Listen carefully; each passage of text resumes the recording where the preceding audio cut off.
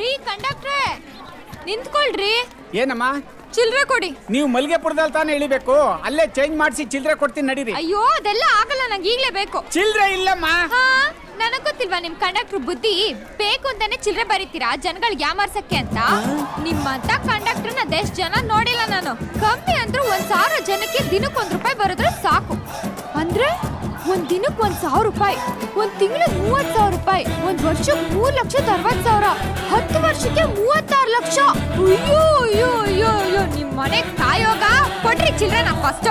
ಹೌದಲ್ವಾ, ನನಗೆ ಈ ಲಾಜಿಕ್ಕೇ ಗೊತ್ತಿರಲಿಲ್ಲ. ಪೆಂಗ್ ನನ್ನ ಮಗ ನಾನು. ಇನ್ಮೇಲೆ ಇವಳು ಹೇಳ್ದಂಗೆ ಫಾಲೋ ಮಾಡಬೇಕು. ರೀ ಮೇಡಮ್, ಮೆತ್ತಗ್ ಮಾತಾಡ್ರಿ. ಯಾರೋ ಒಬ್ರು ಮೋಸ ಮಾಡಬಹುದು, ನಾನ್ ಹಂಗಲ್ಲ. ನಿಯತ್ತಿನ ನಾಯಿ. ನಿಮ್ಗೇನ್ ಚಿಲ್ರೆ ಬೇಕು ಅಷ್ಟೇ ತಾನೇ? ಇದನ್ ಮೊದ್ಲೇ ಹೇಳಿದ್ರೆ ಆಗ್ತಿರ್ಲಿಲ್ವಾ ನಿಯತ್ತಿನ ನಾಯಿ? ಇದು ಸ್ವಲ್ಪ ಜಾಸ್ತಿ ಆಯ್ತು. ನಿಮ್ಗೆ ಎಷ್ಟು ಚಿಲ್ರೆ ಕೊಡ್ಬೇಕು ಹೇಳಿ? ₹87.